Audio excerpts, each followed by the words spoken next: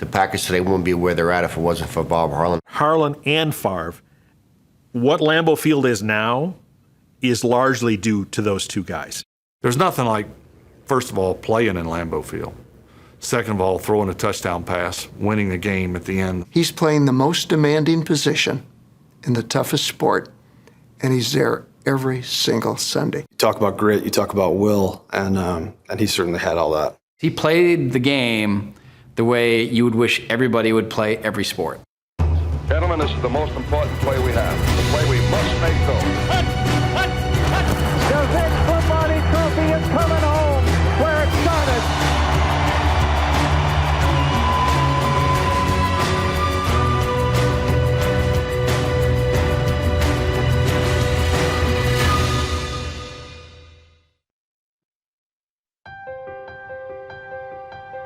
I thought Lambeau Field with a little tin fence around it was perfect.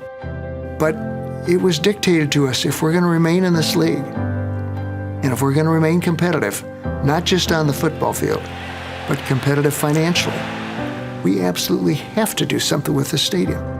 It was built in 1957. There's not many of those around anymore, so people want to see Lambeau Field just like they'd want to see the Boston Garden or Madison Square Garden. January 21st, 2000. Packer President Bob Harlan boldly announces plans for a $295 million renovation to historic Lambeau Field. The NFL had evolved, and he needed to focus on more than just football. He needed to focus on the stadium. He needed to focus on Lambeau Field as a game day attraction. If we can save the history and tradition of Lambeau Field, do this redevelopment, and keep this stadium open 365 days a year, we're going to stabilize the financial future of this franchise. We're going to enable Green Bay to remain a viable part of the National Football League for years to come. The project includes the addition of a 376,000 square foot atrium designed to stretch beyond 5 stories tall. In order to really leverage the Packers brand to its hilt, you needed to have it become a year-round destination. The Hall of Fame was located a couple of blocks away. If we could get the Hall of Fame to move in here too, and then have an area where you can have business meetings and weddings. All those things just led into becoming a destination. People want to come here. They want to be a part of it. Wisconsin Governor Tommy Thompson signs a stadium renovation bill paving the way. A referendum is put on the ballot, one that establishes a half-cent per dollar sales tax to help fund the Lambeau redevelopment. For what this is going to cost you, 0.5%, you can't buy what we have here, all the impact that it has. It needs approval from the voters of Brown County. You would have thought we were asking every family to contribute $10,000, $15,000 to help us build a stadium. Despite an indisputably large and impassioned fan base, selling a mostly pragmatic community on a yes vote proved to be a greater challenge than ever imagined. The thing that killed us was the word tax. And the State Fiscal Bureau, not the Packers, the State Fiscal Bureau said this tax is going to cost the average Brown County citizen 13 cents a day or $47 a year. That's a Friday night fish fry. I told one lady, she said, well, I don't know if I can vote for that. I said, what are you going to do on Sunday afternoon? She said, well, I'm going to watch the Packers. I said, thanks, I'll take your vote. Bob Harlan hits the pavement, literally, fervently working to get support from divided voters. I went and stood in front of Walmart for an hour and talked to people coming in and going out. Then I stood in front of Sam's Club for an hour doing the same thing. Then we went over to De Pere, Green Bay suburb, and I went door to door in the afternoon. He never quite knows where he stands, with votes or lack thereof. It's 50-50. It really was. I could talk to 10 people coming out of a store and 5 would love it, 5 would say, you people don't need it, you're fine. Harlan never gives up on the stadium renovation or the fans, whom he considers the single most important part of the history of the Green Bay Packers. Harlan worked tirelessly to push through the improvements, the renovation at Lambeau Field. I had one gentleman who called me out of the clear blue and said, Bob, I was going to vote no. But he said, I saw you out on the curb today, and he said, I'm going to vote yes because of the effort. I kept thinking, what do we do if we lose it? Following an uncertain 9 months, voters ultimately approve a referendum by a narrow 53 to 47% margin. The community stepped up, and it's always been a community team. Harlan is exhausted, but his vision can finally be put in motion. The 3-year project begins. It was great relief. It represents a concerted effort by the community to have a facility that puts Green Bay on the map. Not only did we get a stadium, we got the atrium and the restaurant and the Hall of Fame and administrative offices and coaching offices and locker rooms and weight rooms. We got a lot for $295 million. I really believe winning helped that.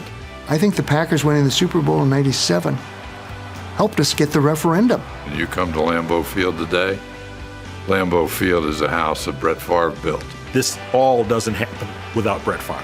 His success, him leading to the Packers winning, made all of this possible. There's absolutely no question about that. The beginning of the 2003 season, the culmination of a 3-year project, is marked by unveilings and ribbon cuttings. It just upped the whole level of the fan game day experience.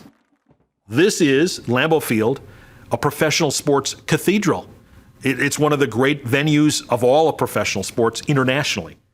It's a place that's on people's bucket lists from all around, not the United States, all around the world, that they want to see Lambeau Field. A football stadium, particularly one that's home of such a storied franchise, has got to be the best monument that a city can have. Towering 14-foot statues of Curly Lambeau and Vince Lombardi are poised in the plaza, sculpted by a husband and wife team from the heart of Bears country in Illinois. Lambeau and Lombardi are chosen because they led the Packers to a combined 11 championships, now forever overlooking their hallowed ground. I wish that some of those people that had the foresight to keep the franchise alive could see what it is now, because I'm sure they'd be amazed. In 2000, Mike Sherman is hired as the new head coach for the Packers. When he is pegged to return to Green Bay, Sherman is the offensive coordinator for the Seattle Seahawks. This follows a previous 2-year stint with the Packers as an assistant under Mike Holmgren during the '97 and '98 seasons. His first year includes some notable highlights. One, November 6th at home against the Minnesota Vikings. Antonio Freeman scores an improbable 43-yard touchdown reception on Monday Night Football. Freeman catches it on the rebound after it bounces off defender Chris Dishman's shoulder and face mask. Freeman scoops it up inches from the ground. Chris Dishman. Wait a second. Wait a minute. Freeman picked it up. hands. It bounced into his hands. He takes it in the end zone. We win. Touchdown. Packers win. Dishman tipped it. It looked like he broke it up. I thought the play was over. Freeman made the grab, took it into the end zone. Touchdown Packers. 43-yard touchdown, and they win. A thrilling overtime win over the Vikings. The Packers end the 2000 season with a 9-7 record. The following February, 2001, Ron Wolf announces his retirement.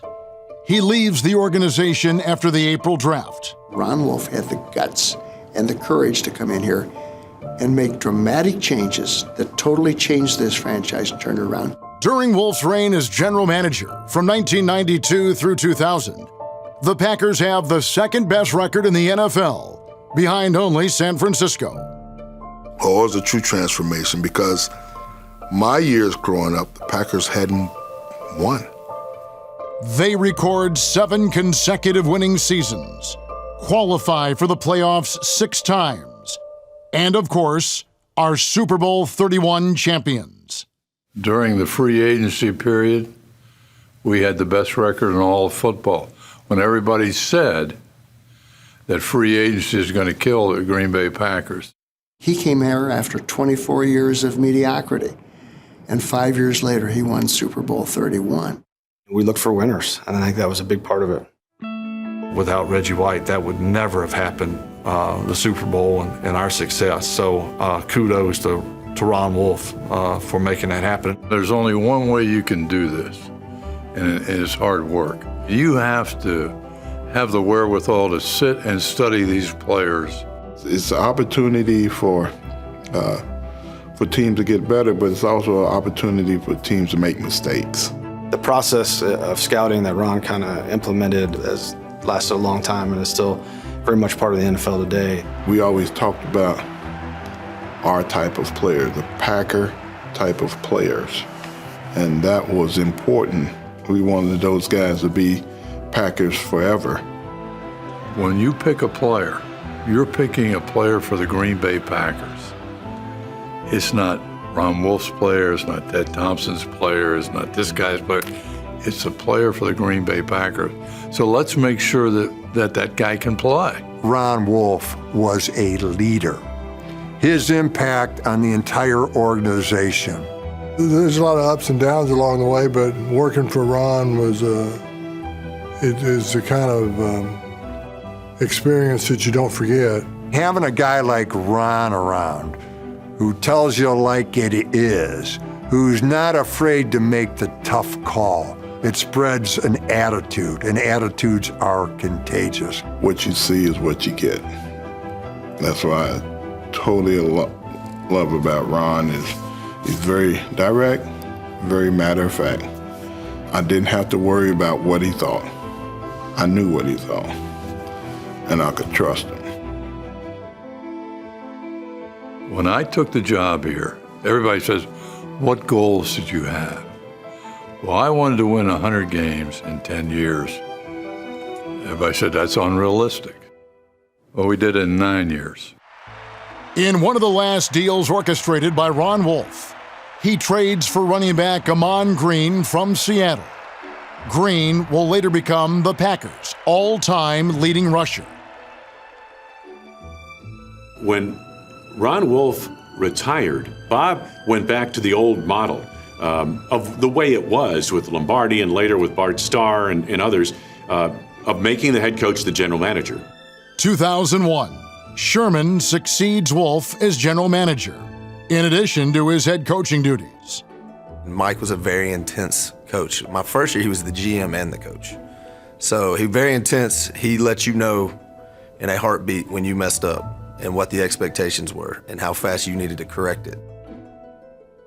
Just 1 week into the regular season, September 11th, 2001. We were planning for a road trip to New York, and somebody down the hall says, hey, turn on the TV, something's going on. And many of us did that, like everyone else in the country, just transfixed to these images out of New York. Militants associated with an Islamic extremist group hijack 4 planes and carry out suicide attacks against targets in the United States. People looked up to the NFL to lead, not just in the entertainment space, but also in society. We've played such an important role in coming back from tragic circumstances like 9/11. The Packers host the first nationally televised Monday night game following the attacks. The mood leading up was one of respectful anticipation. We will not be defeated by this act. We need to reclaim our lives and the things that we enjoy, and as a society, we need to move forward. Linebacker Chris Gizzi, an Air Force graduate and reservist, leads the team onto the field. Running out of the locker room with flag held high. It's not just what it brings to the community, it's what it brings to the whole country. Sports has that way of bringing people together, but just that communal energy and focus of attention and working together towards something. Coming together as communities is something in terms of pride, in terms of respect, in terms of need, in terms of value, in terms of how human beings function as a group to the best that they can. Brett Favre continues to start each game in 2001. It seemed like he would play forever. He was invincible. What he had was not only the toughness. You can get sucked in by Brett's old buddy, old shucks, little attitude, but he really wanted to run through your face. I just love to play the game. And to me, the challenge was playing at a high level. And the more I did it, the more determined I was to repeat it again. He leads the team to a 12-4 season, second place in the NFC Central. The record is repeated in 2002, but this year, the Packers win the division, now called the NFC North. They won 25 straight games at home at Lambeau Field, which is second best all time. So if you think about that, that's almost 3 NFL seasons where they did not lose at home, and they seemed invincible when they played at Lambeau Field. Only this time, the Packers lose a home playoff game for the first time in team history. They fall to Atlanta 27-7 in an NFC wildcard game. Following the postseason disappointment of 2002, late in the 2003 season, key memorable moments helped cement the Packers' first-place position. December 14th at Qualcomm Stadium in San Diego, long-standing records fall. Running back Amon Green breaks Jim Taylor's single-season rushing record.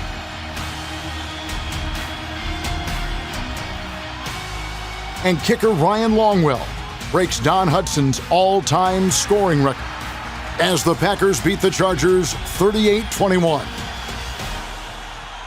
Just 1 week later, Brett Favre receives devastating news. Did I contemplate not playing? It crossed my mind.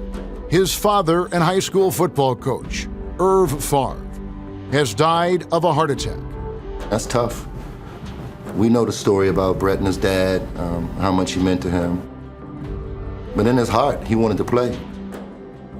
He knew that his dad would have wanted him to play. The Packers are scheduled to take on the Raiders in Oakland the very next night. Knowing that his mind may not be all the way there, and he needed us to make sure we could hold him up. The question in my mind was, can I block all this out for 3 hours and play the best game I've ever played in my life? And I didn't know if I could do that. Football is an escape. It's escape from problems. It's a chance for you to be around 53 brothers and all share the common goal of going out and trying to be successful and win. We were a team. We were a family. And when a family member is hurt, we step up. And we step up to protect, and you step up to provide healing and comfort. I need to play. I wanted us to win because we needed to win at that time. But I wanted to play so well for a lot of reasons, but obviously the most important reason, to honor my father. To see him make the sacrifice, and I say sacrifice, and stand up in front of that football team and tell us he was going to play, that meant a lot. I mean, that's brotherhood. Brett needed to be there just as much as we needed him to be there. We wanted our stellar quarterback to be there throwing the ball, delivering the ball, giving us the best opportunity to win. Brett throws for an astonishing 399 yards and 4 touchdowns. I wish I didn't have, to talk about a game in which people are bragging on me. I would love for it to be, well, Favre played okay, but my father is still alive and able to see the rest of my career. I think everybody just wanted to leave it all on the line and just execute as great as we could. Brett had some of the worst throws I've seen Brett have in that game. If you go back and look at the footage, they were underthrown, overthrown. The reads were a second off, timing was a bit off. but not one player dropped the ball. We had wide receivers jumping all over people, fighting off 2 and 3 defenders. If you believe in magic, it was happening that night. The Packers trounce Oakland 41-7 in this nationally televised Monday night game. I wanted people to say, oh, that was a heck of a send-off. And it was way better than I could have imagined.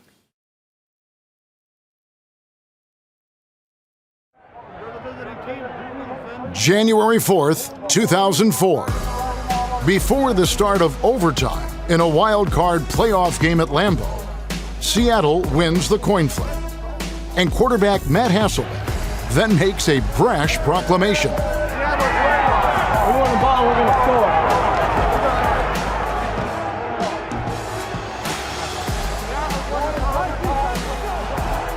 The Seahawks end their first possession with a punt. The Packers go 3 and out. On Seattle's second possession in overtime, Packers cornerback Al Harris picks off Matt Hasselbeck's throw and sprints to the end zone, directly past former Packers coach Mike Holmgren. Packers win 33-27. It is the first defensive touchdown to decide an NFL sudden death postseason game. Just 1 week later, January 11th, a divisional playoff game in Philadelphia. The Packers lose to the Eagles 2017 in overtime when the defense can't stop a 4th and 26 in the closing 1 minute and 12 seconds. Destiny is not to be. The 2003 Packers' magical run comes to an end. In early 2005, the Packers returned to the organizational structure that was so successful under Ron Wolf, separating coach and general manager duties. By the time they got to 2005, the team had kind of aged, and they needed somebody to come back and bring them back to their roots. Ted Thompson was that guy. The first guy that Mike Holmgren wants to take to Seattle is Ted Thompson. And first thing he does out there is produce and build a Super Bowl team. When I was ready to go and find somebody here, Ted was the only one I wanted. I actually went down to Mike Sherman, who had both titles at that time, and I told Mike what I was going to do. It had hurt his ego that he was no longer the GM, felt he had failed. Mike Sherman's a very proud and good man. He said, why are you doing this? And I said, because of what it's doing to you. He was a changed person. Thompson is entrusted with full authority over the team's football operations. He retains Sherman as head coach. The organization itself was fairly set in its way. There were some changes in responsibilities that we initiated as we got here, but it was still a place where you could go win games. Ted was about as consistent as they come. He believed in what he would say is raising your own family, drafting your own players, and keeping your own players. When he makes decisions, it's about football. It's about how can we help the team win. You have to keep your eye on the ball and make sure you don't stray from what you're trying to accomplish. We're in the draft room. You have to make decisions that are based on what's good for the team. There are certain requirements that we think you have to be able to play in the NFL. Height, weight, speed, all that sort of stuff, the analytical thing. But then there's also the football part. What sets Ted apart, he really spends a lot of time on the road. So when we make a decision on a player, he's most likely talked to that player, he's talked to the coach, he's talked to the trainer, so we're making informed decisions. There are particular players, I think, that you come alongside during the course of your career and you see something different. You know, Ted has always been a guy who cares deeply about this team and about his job. He's a scout at heart. He loves watching tape, and he really cares about the guys, and it comes across anytime he talks to the team. It could be someone you wind up taking in the 6th round, or it could be someone that you wind up picking in the first round. Thompson's first draft as GM. That was a long day, April 23rd, 2005. I was the last in the green room. He selects quarterback Aaron Rodgers of California. Rodgers is the 24th overall pick. We all assumed going into the draft that he would go, 3 or 4 or 5 or something like that. Everyone knew it was going to be him or Alex Smith that would go first in that draft. We joked about who would be the last one in the green room, how long they would have to wait.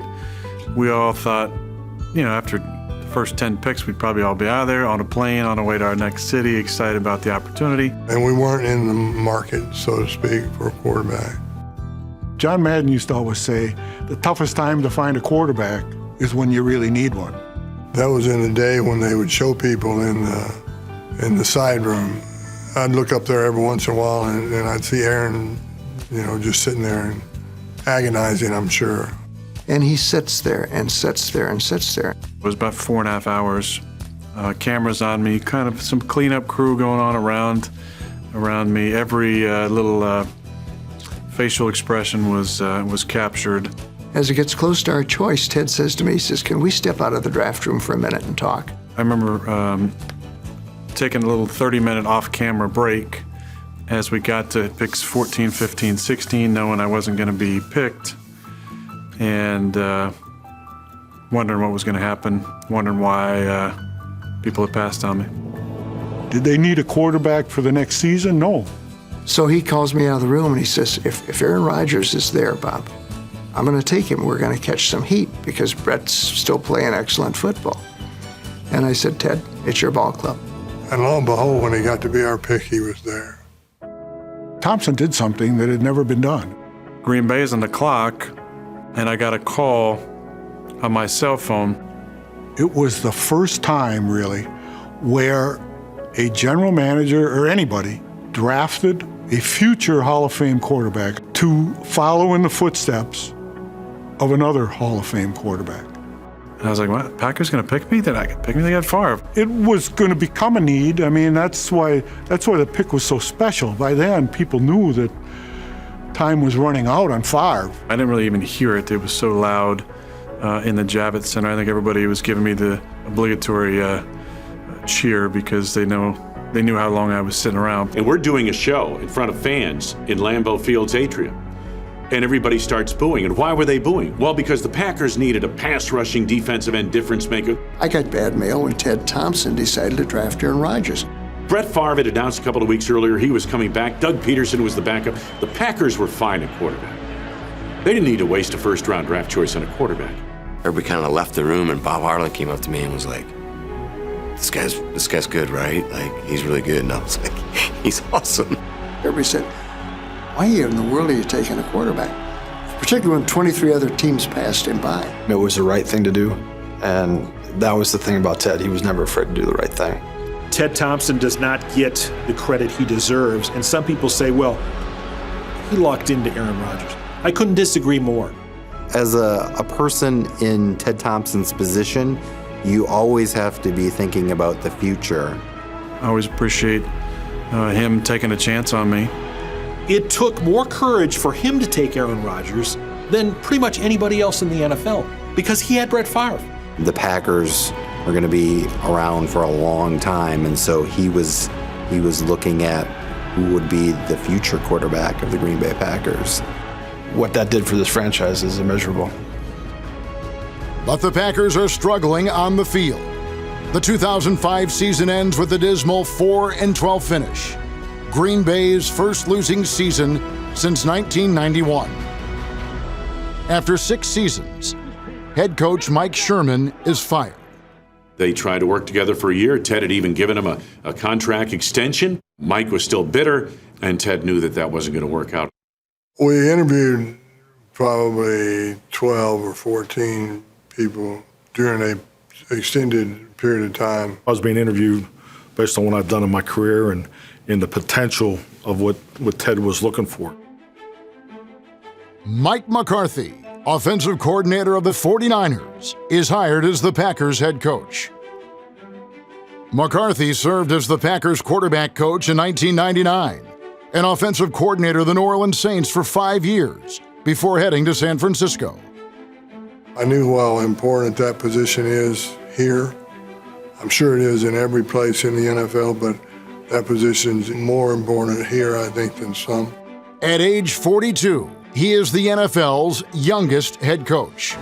Bob Harlan met me at the door. He opened the door and said, "Welcome home, Michael." And that kind of knocked me over because, I was just here to interview. So I thought this is off to a good start. I may have a chance at this thing. I liked his Pittsburgh background, moxie. I remember talking to Marty Schottenheimer about the interview process. Kid, he says, just be yourself. Mike is someone who is a tough, no-nonsense person. That appealed to me very much, and he is all about football. Mike McCarthy's commitment to building the team means building relationships with the players and the community. He is embraced by all. The first time we talked, which he doesn't like to remember this, but basically went like this, 2006. "Hey, Coach, how you doing? Hey, we took Alex. I was there. Now I'm here. You're my guy. Let's move on." Oh, okay. All right. Cool. Can't wait. He's very demanding, but very forgiving. And he's willing to look past the little things in order for you to grow. Mike's a huge-hearted guy. He's got a humongous heart, cares about the guys, cares about his job. He's always been, part angry Pittsburgh dad and then part big teddy bear. Mike brought a no-nonsense approach to how he wanted to run the football team. He's always going to present a consistent message, give us exactly what we need. He's a guy that was schooled in the passing game. He's able to school others in the passing game, quarterbacks and skill position players. And yet there's a hard-nosed edge to him, down to earth. Mike McCarthy is at his best when there's all kinds of negativity swirling, when there's injuries, who's going to play. He bears down. He's a competitor. He likes to prove people wrong. He's got a sixth sense for dealing with people and knowing when to put his foot on the gas and when to back off. He's much like Mike Holmgren. They're kind of cut out of the same mold, and they're both been perfect fits for Green Bay. Both very creative offensive minds, both very good motivators. Different personalities, certainly. They're both extremely attention to detail. Every detail matters. As McCarthy prepares for his first season as head coach, in the spring of 2006, the Packers reach an agreement with free agent defensive back Charles Woodson. They say all good things come to an end. So I was with the Oakland Raiders, and my time there had run its course. And I was a free agent. A Heisman Trophy winner out of Michigan, Woodson played 8 years with Oakland and is a 4-time Pro Bowl pick when he signs with the Packers. Ted, even in free agency, he made a couple of free agent acquisitions that were critical. Charles Woodson, Ryan Pickett, Julius Peppers, I think as time goes on, people forget that he was active. He was very selective. When he made a free agent pickup, that guy made a difference for the Packers. Green Bay was the one that was most interested. I don't know that he was all that thrilled about coming. There were some people that I knew that had come through Green Bay as a player at some point in time, and they didn't have favorable memories of Green Bay.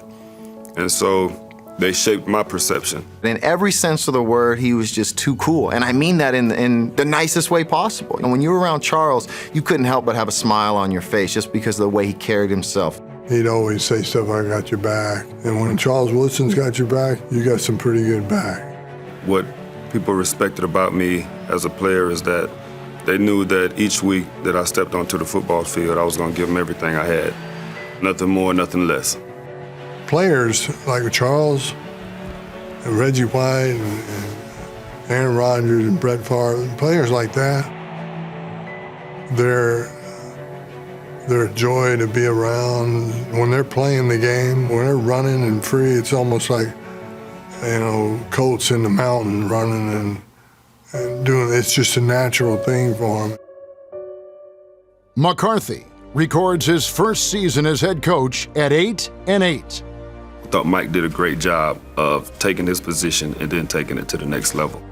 He's also constantly evolving. He comes back with different things. He studies leadership in detail, takes it very seriously. 2007, in just his second season at the helm, he leads the Packers to a 13-3 record, taking first place in the NFC North. He's like a real regular guy, Einstein. His grasp of X's and O's is off the charts. And yet he can talk about them in very everyman's terms, so it's not above the players. McCarthy becomes the first Packers coach since Vince Lombardi to lead the team to a championship game in just his second season. With a new coach guiding the way, the 2007 season proves Brett Favre is playing at his prime. From his first start in early 1992 to his record-breaking accomplishments throughout his career, Favre has become one of the NFL's greatest quarterbacks. The records and things like that really don't matter. Maybe one of the most impressive feats during Brett Favre's Green Bay Packers career was the Packers had the best record in the NFL from his first start with the Green Bay Packers to his last start. It's going to be the way you played and how you played and your passion. Favre throws his 421st career touchdown pass in a 23-16 victory at Minnesota to break Dan Marino's NFL record. A little over 2 months later, December 16th, 2007, Favre breaks another Marino career record, this time for passing yards, in a 33-14 victory over the St. Louis Rams. He sets the record on a 7-yard pass to Donald Driver early in the fourth quarter and finishes the game with 61,405 total passing yards. Records are meant to be broken, but how you play and the legacy you leave by the type of teammate will last forever. The Packers are playoff bound.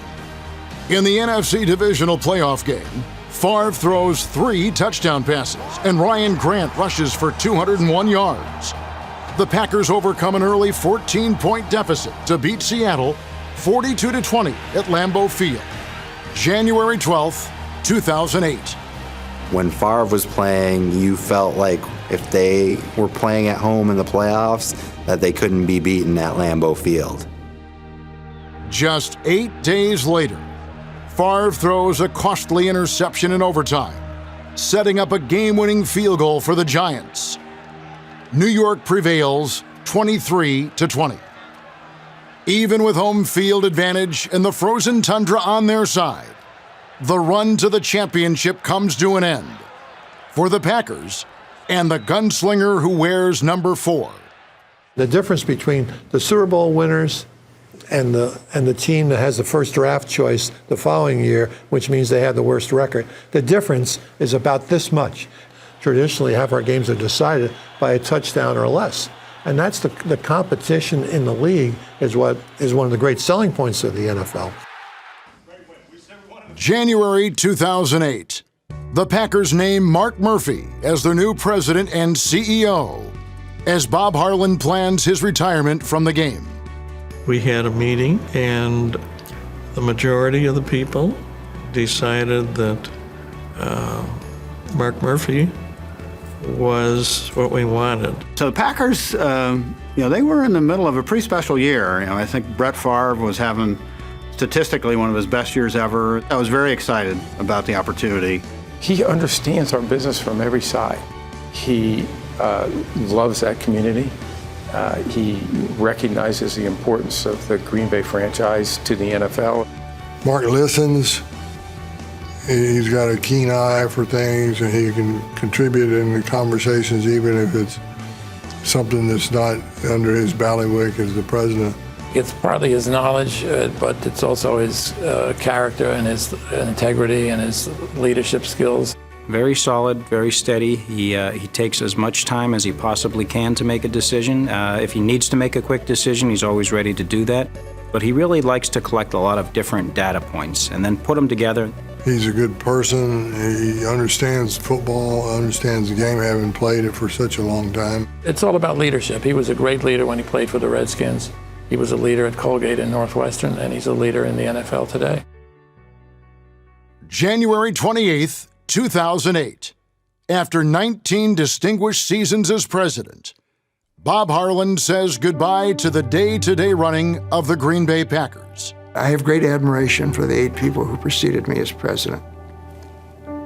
We don't own the team. We're caretakers. The day that Bob Harlan took over and hired Ron Wolf, the whole mindset of the approach to this organization changed. It restored us to success and respectability on the field in the NFL. He launched a $24 million stock sale. And of course, the crown jewel, the renovation of Lambeau Field, which has assured the team's success and a continuation into the future. I always answered my own phone. Everybody said, why do you do that? I says, because the people calling are owners.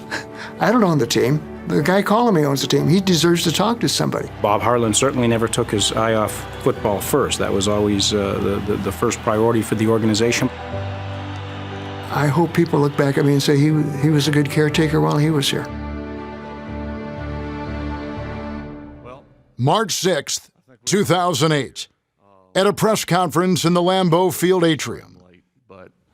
I am officially retiring from the NFL and Green Bay Packers, and as much as I've thought about what I would say and how.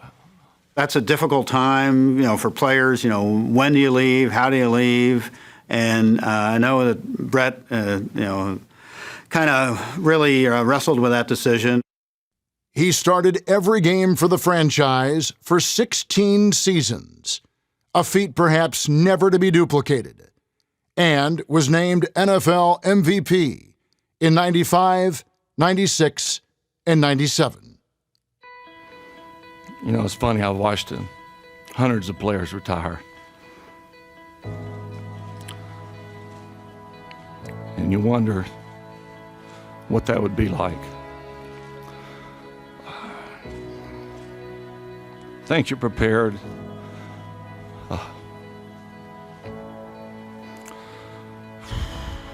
Brett Favre took over the Packers when they were losers for a quarter of a century. You got to give the guy a lot of credit because he's done some remarkable things in the NFL. Brett would never want to take a hit and let the tackler know that he was having trouble. He'd stand up and look at somebody and say, is that the best hit you got? I remember getting in the faces of big defensive linemen. Greatest competitor I've ever been around. He was fearless. Brett played the game all day, every day that way, which is incredible at that position. It was just a fearlessness of, I'm okay with what comes blowing back at me if I make a mistake. I had never heard him say, look what I've done. He's always said, look what my teammates do to make me look good. The great thing about Brett, he was a guy that people loved being around him. He was fun. He treated the game as if he was still 9 or 10 years old. It was a great teammate. He was the ultimate competitor. We always looked at it as, man, can you believe they pay us to do this? The one makeup that you really have to play the game of football in the NFL, you have to love the game. Not just showing up on Sundays and playing football, but love the process. Love being around his teammates in the locker room, practice, and really love the journey to getting to where he needs to be a great player. Brett was a huge clown, and he seemed to keep everything light when it needed to be, and then he would bring up the intensity when he felt it needed to be. He just was able to keep a perspective of keeping it just light enough to give him the freedom to kind of sling it anywhere. I would hope that people would say, that guy's having fun. And if I were to play, that's the way I would play. That's what I want people to think of when they think of me. My goodness, that guy had heart. He had desire. He's never missed an NFL game, which is pretty remarkable, especially in today's game. But he was always willing to step out and do a tough thing, playing hurt, playing injured, when the team needed him or wanted him. There would be weeks when I would walk through the locker room on like a Wednesday, and Brett could hardly move. He was so beat up from the previous Sunday. And yet, come the next Sunday, he was out on that field, ready to go. You can definitely make the argument that Brett Favre perhaps is the greatest Packer of all time. Just 5 months later, Favre announces he's changed his mind and wants to continue playing. He's a competitor. He didn't want to admit it was over. He thought he could compete till he was 50 if that's what it took. We moved on, and we felt we had a good young quarterback in Aaron Rodgers and installed him as a starter. I don't blame the Packers for saying, wait, we've already moved forward. But it made for a very awkward transition for everybody involved. Even as a reporter, you kind of felt like you were watching a long-time marriage come apart, and you liked both sides, and you just didn't know where to go. Once Favre is reinstated, the Packers trade him to the Jets. The best executives trust their gut, whether it's Ron Wolf trading a first-round pick for Brett Favre, or Ted Thompson selecting Aaron Rodgers and then knowing it was time to say goodbye to Brett Favre because Aaron Rodgers was ready. You have to know what you're doing in your gut is right. Believe in that person, execute the decision, and follow through on it. How do you replace Brett Favre? Like replacing Lou Gehrig. If you're going to replace a legendary Hall of Fame quarterback, it's really good to have an Aaron Rodgers to replace him. After 2 seasons waiting in the wings, Aaron Rodgers moves under center as the Packers' starting quarterback. The Packers believed in him, and they had the strength of conviction to turn the page on arguably the greatest and most likable player in Packers history, knowing that it was best for the franchise. Favre and Rodgers are two different styles, and both brought something really special to that position. They are two different quarterbacks. You always hear about the gunslinger, Brett, Aaron Rodgers, sharpshooter. I had the privilege of playing with both of them and being the transition guy between the two. Aaron has tremendous presence. He's very likable within the team. The first start is like a blur to me. The things I remember is kind of the interaction with the Vikings. Their goal was to rattle me, and there was a lot of trash talking from those guys throughout the early part of the game. I actually feed on that kind of interaction. I enjoy it. He's a different guy than Brett Favre. You wouldn't want him to be the same guy. Really didn't get going in the first quarter, and then hit Greg Jennings at the end of the first quarter on a deep pass, which kind of settled me down a little bit, and got into the game and threw a really awkward first touchdown pass as a starter. The 2008 season ends with a third-place spot at 6-10. You know, it was kind of an up-and-down season. They didn't get to the playoffs. It was a very difficult run. He has a real sense of responsibility that he's a leader of the organization. He takes that responsibility seriously. As a quarterback, you wear a number of different hats, as they say. You have a number of different roles within the organization. I don't think anybody predicted this kind of success. I think he earned this with incredibly hard work and a passion to become the player he's become. You know, you have to have incredible focus, preparation. Your performance has to be consistent. You have to be a good citizen, good in the community, have a 360 understanding of what it means to be the quarterback in Green Bay. He demands perfection out of himself and all of those around him. He might be the most gifted quarterback that I've ever seen. When you look at his arm strength, his accuracy, and then his athletic ability. When you talk about the things a quarterback has to be, right near the top of the list was he has to be a great passer. And Rodgers is one of the best ever, if not the best ever. The stuff he can retain, his knowledge of the game, his understanding of what he can do physically, understanding what we can do as an offense, what our team needs, I think it all starts in his head. All the things that you imagine what someone of his stature would have to possess, he has it. He's a wonderful player, a wonderful teammate. I went to the office Christmas party that year, and Aaron and I were talking.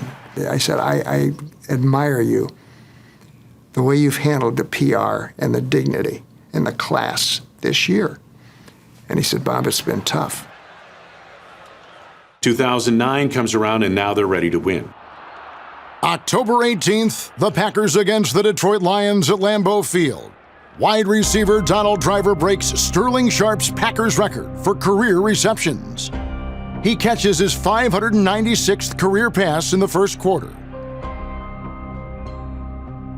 With a strong start, the 2009 season shows new promise and a new, unlikely foe. Former Packers quarterback Brett Favre joins the Minnesota Vikings, a move many Packer fans could not soon forgive. I knew it was going to happen. It was inevitable that it was going to happen.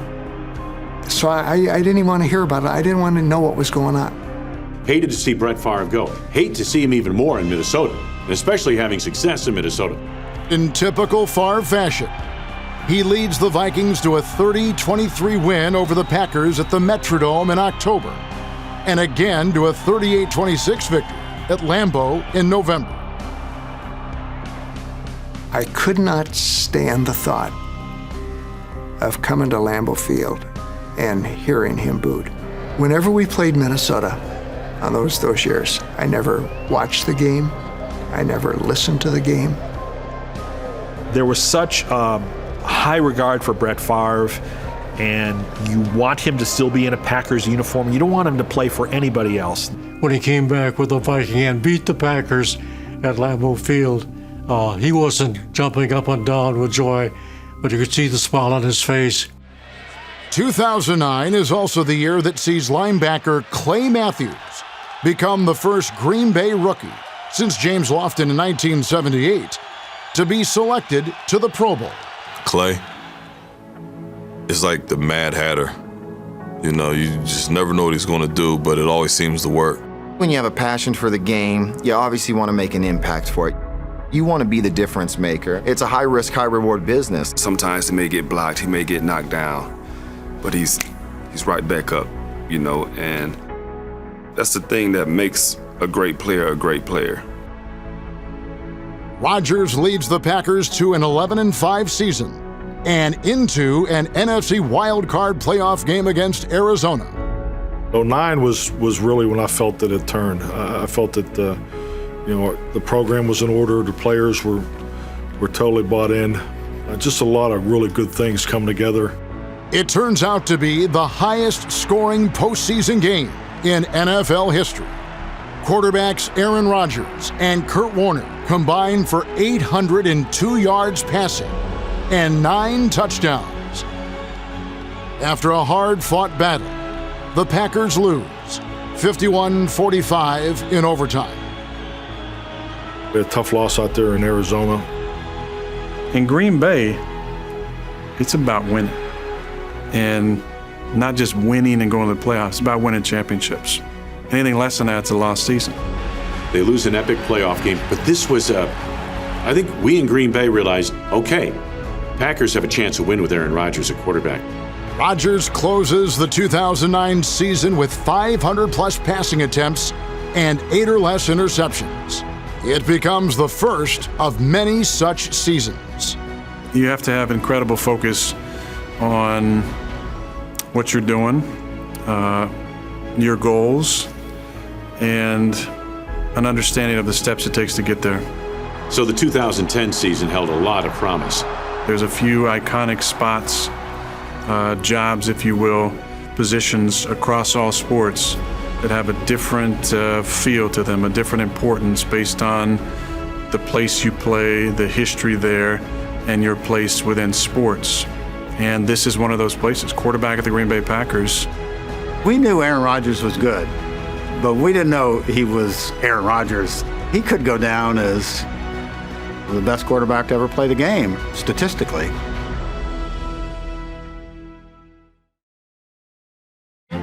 I came back my first year in Minnesota to the 70,000 boos.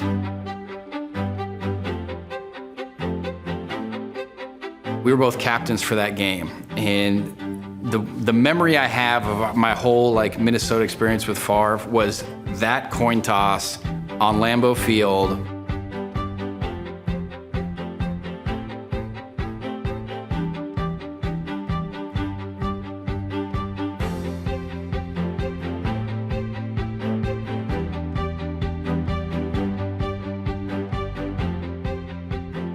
on the G in the center of the field. It's he and I looking at each other. Everybody's booing us. The Packer captains aren't out there yet. So it's like we're on an island out there.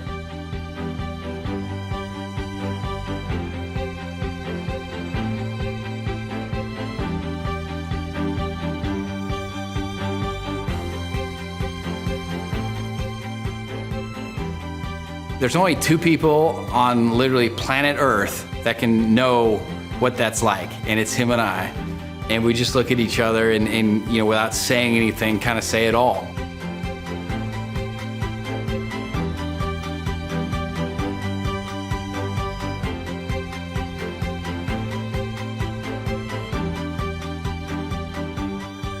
There'll be nothing but, you know, that look that we had at that moment that can summarize it.